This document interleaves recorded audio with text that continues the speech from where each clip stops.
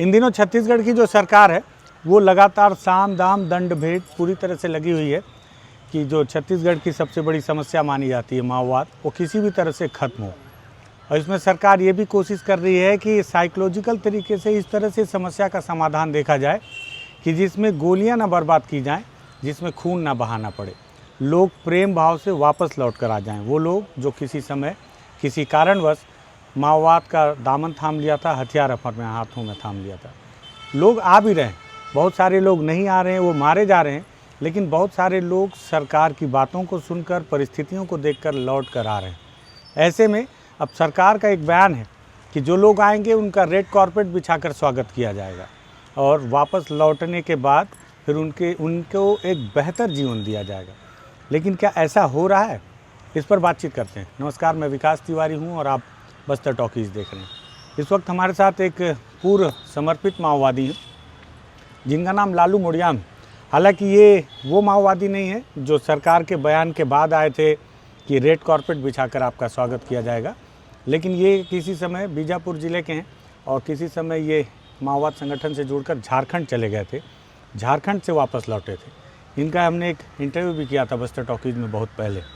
तो पहले इनसे जानते हैं, फिर समझते हैं कि इनको समर्पण के बाद क्या क्या चीज़ें मिली, क्या क्या मिलना चाहिए था। लालू भाई, आप ये बताएं कि आप कब समर्पण किए, कब लौट कर आए, थोड़ा तारीख बताएं। मैं 2022 में समर्पण किया हूँ। मैं 2022 समर्पण करके आज भी बीजापुर में रह रहा हूँ। आप संगठन में जुड़े कब थे? मैं 2009 में जुड़ा था। 2009 जी। फिर आप झारखंड चले गए थे? जी। कब गए थे? मैं 2014 में चले गया था। और कैसे गए थे? मैं वही पैदल यात्रा में गया। किसकी एक टीम के साथ गए थे ना, किसी एक बड़े लीडर के साथ? जो वर्तमान में सरेंडर कर चुके हैं, 2000 सुधाकर रेड्डी बोल के, उनके जो वाइफ है माधवी बोल के, उनके साथ गए हुए थे। जी। फिर 2022 में समर्पण किए। जी। अच्छा, जब आप समर्पण कर रहे थे तो आपको क्या जानकारी था? समर्पण करने के बाद सरकार क्या क्या व्यवस्था सुविधा देती है? देखो, हम झारखंड में भी जो माओवाद में चले गए या माओवादी जो बने हैं, तो समर्पण नीति वहाँ भी बनाई है झारखंड में भी, जो समर्पित नक्सलियों के लिए।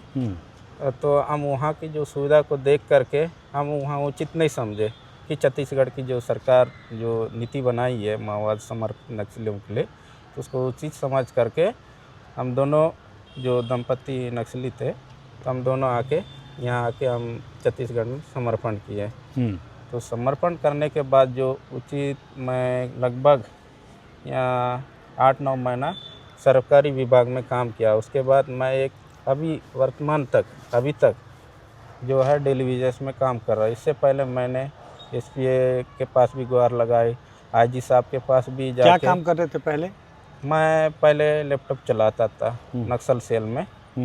उसके यहाँ समर्पण करने के बाद जो माओवादी का डॉक्यूमेंट वगैरह होता था, तो उसका अनुवाद करना, क्या है क्या नहीं है, जो गोंडी में लिखा होता है। हाँ, गोंडी में लिखा होता है, तो उसका ट्रांसलेट करते थे जी। उसके साथ और कुछ काम भी होता था तो करते थे उसमें। तनख्वाह कितना मिलता रहा उसमें? हाँ, गोपनीय सैनिक में तो उसमें मेरा गोपनीय सैनिक जीएस 11 नंबर था उस टाइम। 12,000 मिलता था। 12,000 मंथली। कितना दिन काम किए? मैं वही 6-7 महीना काम किया। आपकी पत्नी भी काम की? नहीं की है। वो नहीं की? जी, दोनों को नौकरी देंगे सरकारी, ऐसा सरकार की तरफ से आश्वासन दिया गया था। जब समर्पण जब आए थे तो एक कलूरी साहब भी आए थे कि दोनों को नौकरी देना चाहिए बोल के, लेकिन दोनों को मैं अकेला 6-7 महीना करने के बाद किस कारण से क्या हुआ वो तो मैं नहीं समझ रहा, लेकिन फिर भी मैं अपना जो डॉक्यूमेंट होता है सरकार की तरफ से दिया, उससे लेके मैं बहुत बार जा चुका हूँ जी। प्रयास बहुत किया हूँ, अभी भी कब प्रयास कर ही रहे हैं। आपके ऊपर इनाम कितना था? हाँ, वही 15 लाख। आपके ऊपर? जी। क्या पोस्ट था आपका संगठन? मेरा एसजेडसीएम। एसजेडसीएम थे आप? जी। और आपकी पत्नी? एसीएम थी। उसके ऊपर कितना इनाम था? 5 लाख का। मतलब टोटल मिला के 20 लाख? जी। वो बोलते हैं समर्पण के बाद शायद जो माओवादी है उनको वो रकम दिया जाता है समर्पण के बाद, ऐसे ही कुछ नियम है ना चेतन? आज चेतन कोपेवार भाई हैं हमारे बीजापुर के छोटे भाई, कैमरा की जिम्मेदारी उन्हीं को दे दिया हूँ। तो वो 20 लाख इनाम था, तो उसको रकम आप लोगों को मिला क्या? नहीं, आज तक तो नहीं मिली है। किस कारण से नहीं 2022 से 4 साल हो गया। हाँ, 4 साल हो गया। किस कारण वन से मिले उसका भी नोटिस हमको नहीं मिली है सरकार की तरफ से। वो नोटिस जैसा मिलना चाहिए कि आपका ये है कारणवश है कि ऐसे कारण से आपको नहीं दिया जा रही है सरकार की तरफ से जो राशि है, वो भी जानकारी हमके पास होना चाहिए। हाँ चलो हम उसको मान लेते हैं, हमको कोई नोटिस भी नहीं है कि हम नोटिस पढ़ के समझ ले, ऐसा हमको कोई जानकारी भी आज तक नहीं मिली है। अच्छा, जी बोला ये गया था कि नौकरी देंगे, जी। लेकिन नहीं मिला। अभी क्या कर रहे हो आप? हाँ मैं अभी डेली वेजेस में काम करता हूँ पुलिस पेट्रोल पंप में। कितना मिलता है तनख्वाह? वो 10,000। बच्चे अच्छे हैं आपके? जी 2 बच्चे हैं। 2 बच्चे हैं। जी। अच्छा, अभी एक बच्चा को इधर उधर करके पढ़ाई लिखाई कराते हैं। तो 10,000 आपकी पत्नी अभी क्या कर रही है? कुछ नहीं करते। तो सिर्फ 10,000 में? जी तो घर क्वार्टर वाटर मिला है क्या? नहीं मिला है। अच्छा, वो भी नहीं मिला है। जी तो किराए में रहते हो? किराए में रह रहते, फिर नहीं हो पाया तो सरकारी जो ज़मीन होती है उसमें जाके हम घर बनाए होते। अच्छा, ये जो तोड़ दिए उसमें आप भी थे क्या? जी मेरे भी घर है। अच्छा, जी ओह, उसमें और भी नक्सल पीड़ित परिवार के लोग हैं जो गांव से आके बसे, जो सरकार की बात विश्वास लेके आके बैठे हैं कि सरकार कुछ करेगा। हम भी वही विश्वास में हम भी जाके बसे हुए थे कि हमारा घर भी तोड़ फोड़ कर दिया गया, हम कहाँ अभी जाएंगे। गांव भी जाना अभी उचित नहीं है। क्यों? गांव कहाँ है आपका? हाँ पैदा कोरमा है। तो पेदा कोरमा अभी नहीं जा सकते? नहीं जा सकते। क्यों? अब तो खत्म हो रहे हैं माओवादी सब। नहीं, आप तो सरकार बात बोलती है लेकिन नक्सलवाद खत्म नहीं हुआ है। अगर हम गांव भी जाए तो उसमें हमको परेशानी है। डर है क्या अभी? अभी भी डर है। कैसे? अभी आज तक मैं गांव भी नहीं गया हूँ। आने के बाद से गांव नहीं गया हो? नहीं गए। अच्छा, जी मतलब आपको वहाँ से खबर मिल रहा है कि डर है? हाँ डर है। अच्छा, आप मत आओ ऐसा बोलते हैं। कभी कभी आते हैं फैमिली मिलने तो आप गांव मत आओ ये बोलते हैं परिवार वाले। जी। आप झारखंड में थे 2014 से 2022 तक, जी मतलब 8 साल। जी तो झारखंड में तो बस्तर के और भी माओवादी हैं, और भी है ना? जी। तो उन लोग आपसे संपर्क करते हैं कभी कि तुम चले गए, कैसे हो, क्या हो, वहाँ जीवन कैसा है बोल के? जी संपर्क करते हैं, बातचीत होती है। जी तो मतलब कभी कभी किसी माध्यम से संपर्क हो ही जाता है, फोन उन यहाँ माध्यम? किसी माध्यम से हो जाती है। तो उनको बताते हो कि मैं यहाँ हूँ ऐसे स्थिति में, हैं? यहाँ का भी आने के बाद स्थिति कैसा है कि वो भी समझे कि हम क्या कर रहे हैं, सरकारी आपको क्या लाभ दिया है, आप कैसे कर रहे हैं, कि हमको भी विश्वास हो करके वापस लौटा है कि हम भी। अच्छा, ऐसे बातचीत हो रहा है वहाँ पे आपका? कुछ नहीं, विश्वास उनको भी होना चाहिए, या हम उनको बुला लेंगे या किसी माध्यम से भी आएंगे तो धोखा दिए फ्लैश लाइट जला दो उसको। हाँ धोखा दिए जैसा वाला बात हो जाएगा। इसलिए मैं भी ये समझ प्रयास तो कर रहे हैं कि वापस आ जाओ, जो ज़िंदगी बची है उनसे आप अपना जो भी ये जीवन यापन करेंगे वो आप अपना आके कर लेंगे या करिए आके। या सरकार का जो योजना है उसमें नीति जो बनाई गई आत्मसमर्पण नीति, उसका उनको सही लाभ मिलना चाहिए, लेकिन तभी वो माओवादी वापस आके वापस मुख्य धारा में आ सकते हैं। तो लेकिन आपसे बातचीत वहाँ पे जो लोग हैं उनसे होते रहती है कभी कभी, जो आपके साथ ही थे? बस्तर के और भी लोग हैं ना? कितने लोग होंगे झारखंड में? अभी लगभग वही 10-15 लोग होंगे जो यहाँ के 12 लोग हैं जी, जो वहाँ पे अभी सक्रिय हैं। अच्छा, तेलंगाना से भी हैं और छत्तीसगढ़ से हैं। उनसे भी आपका बातचीत होता है? होती है। अच्छा, तो जो स्थिति आप बताते होगे कि नौकरी मिला नहीं मिला, और नहीं तो सबके बारे में उतना मोटिवेट उनको नहीं किए ताकि वो आ जाए। उनको सही बात नहीं बताए, नहीं बताए हम कि क्या समस्या क्या नहीं है, लेकिन उनका जीवन बचना चाहिए। जी ये कोशिश आप कोशिश हम कर रहे हैं।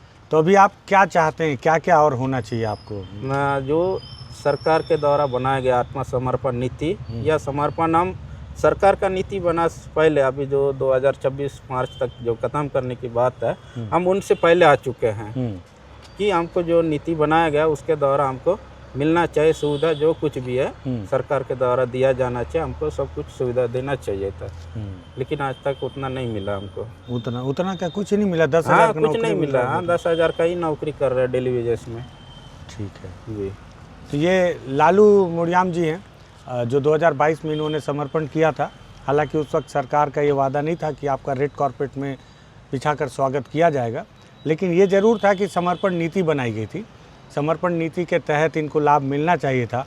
मैं थोड़ा सा कंफ्यूज हूँ इस बात को लेके कि शायद समर्पण नीति में ये भी है या नहीं, ये थोड़ा सा मैं चेक करके बताऊंगा कि जितना इनाम माओवादी पर होता है शायद वो इनाम की राशि उसको दी जाती है।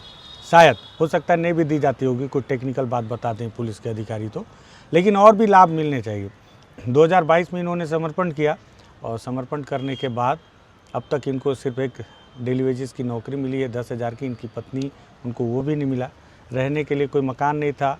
तो बीजापुर का वो इलाका जो इन दिनों सुर्खियों में है, जहाँ पे बहुत सारे आदिवासियों और गरीबों के मकान तोड़े गए हैं, उसमें एक मकान लालू मुड़ियाम जी का भी था। और मुझे लगता है कि सरकार को ऐसे प्रकरण पर विशेष ध्यान देना चाहिए। कारण ये है कि आज भी झारखंड के इलाके में 10 से 12 माओवादी हैं जो बस्तर के इलाके के हैं, जिनके साथ लालू मुड़ियाम काम कर चुके हैं। इसके अलावा इनके और भी साथी हैं जो अलग अलग इलाके में सक्रिय हैं, तेलंगाना में भी। और किसी न किसी माध्यम से हर कोई अब समर्पित माओवादियों से, क्योंकि परिस्थितियों को देखते हुए संपर्क करता है, संपर्क करके जानने की कोशिश करता है कि समर्पण तो कर दियो, उसके बाद का जीवन कैसा है। अब क्या उदाहरण देंगे लालू जी, ये बताएंगे कि जो रेड कारपेट बिछा के स्वागत करने की बात सरकार करती है, लेकिन आने के बाद यहाँ अलग ही तस्वीर नज़र आती है। अगर इस तरह के मैसेज बाहर या अंदर जाएंगे तो जो लोग आना भी चाहेंगे तो कैसे आएंगे। मुझे लगता है कि कम से कम छत्तीसगढ़ सरकार को इस बात पर विशेष तौर पर नज़र रखनी चाहिए कि जो लोग आ गए हैं उनके साथ वो व्यवहार किया जा रहा है नहीं, या इसके पहले जो लोग आ चुके हैं उन्हें वो सारी नीतियों का लाभ मिला कि नहीं। ऐसे कितने माओवादी हैं जो लौट के आ चुके हैं लेकिन उनको समर्पण नीति का लाभ मिला नहीं मिला, इसको लेकर क्या कोई टीम बनी है? सरकार को इस पर भी ध्यान देना चाहिए। नहीं तो आपके जो दावे हैं वो केवल खोखले रह जाएंगे, हवाई रह जाएंगे, और ज़मीन पर लोगों के मन में आपको लेकर विश्वास की कमी होती रहेगी। मुझे असल में मैं चाहता तो लालू मुड़ियाम जी की बात को शीर्ष अधिकारियों तक पहुंचाता, लेकिन मुझे लगा ये बात सरकार तक भी जानी चाहिए, ताकि सरकार को ये बात पता चले कि ज़मीन पे क्या हो रहा है। आपके भरोसे जो माओवादी आ रहे हैं, जो पहले भी आ चुके हैं, उनका भरोसा ही जीतना आपकी असल जीत होगी। अगर उनके मन में आपके प्रति अभी भी विरोध की भावना होगी या भरोसा नहीं होगा, तो फिर मुझे नहीं लगता कि ये आपकी असल जीत मानी जाएगी। लालू के संपर्क में भी कई माओवादियों के अभी भी संपर्क हैं, जो हो सकता है कि लालू अगर अच्छी उनके बारे में जानकारी दे सरकार के बारे में तो शायद वो प्रभावित होकर आएँ। लेकिन अगर आप इस तरह से करेंगे कि वादा कर दिए और आखिरी में वादा खिलाफी जैसा काम, तो मुझे नहीं लगता कि फिर बहुत सारे लोग जल्दी वापस लौट कर आएंगे। फिर उनके लिए आप फिर ऑपरेशन करें, उनको मुठभेड़ में मारें, ये अलग कारण है। लालू मुड़ियाम जी से बात करना ज़रूरी था, इसलिए मुझे लगा बात करूं। आप थोड़ी सी ये जिम्मेदारी निभाइएगा कि इसको इतना शेयर कीजिएगा कि कम से कम सरकार तक तो पहुँचे, जो लोग जिम्मेदार हैं उन तक तो पहुँचे, तो कीजिएगा। धन्यवाद आपका। और बस्तर टॉकीज़ को आप देख लीजिएगा, सब्सक्राइब करना है तो। धन्यवाद।